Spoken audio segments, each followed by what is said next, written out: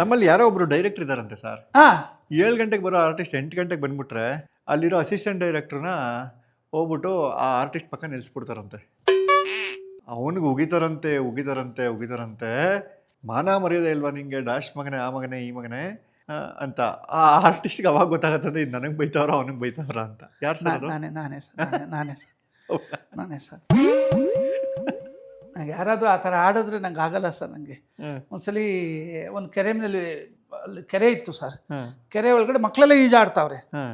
ಹೊರ್ತೂರು ಕೆರೆಯಲ್ಲಿ ಎಲ್ಲ ಮಕ್ಕಳು ಈಜಾಡ್ತಾವ್ರೆ. ಎಲ್ಲರೂ ಆಮೇಲೆ ನೀರು ಹಿಡ್ಕೊಂಡು ಹೋಗ್ತಾರೆ. ಅಲ್ಲಿ ಹಸು ದನ ಕರ ಎಲ್ಲ ಕುಡಿತಾ ಇದೆ. ಅಲ್ಲಿ ಶಾರ್ಟ್ ಇತ್ತು, ಅಲ್ಲಿ ಮಲಗಬೇಕು. ಒಬ್ಬ ಆರ್ಟಿಸ್ಟು ಹೋಗೋದು, ನೀರನ್ನ ಹಿಂಗೆ ನೋಡೋದು, ಬರೋದು, ಅದೇ ಮಾಡ್ತಾನೇ ಇದ್ದ ಸರ್. ಆ ಥರ ನಾನು ನೋಡಿದೆ. ಯಾಕೋ ಇವನು ಈ ಸೀನ್ ತೆಗಿಯಕ್ಕೆ ಬಿಡಲ್ಲ ಇವನು ಅಂತ ಹೇಳ್ಬಿಟ್ಟು ಅಸಿಸ್ಟೆಂಟ್ ಡೈರೆಕ್ಟರ್ ಕರೆದೆ, ಬರಲಿ ಅಂತಂದೆ.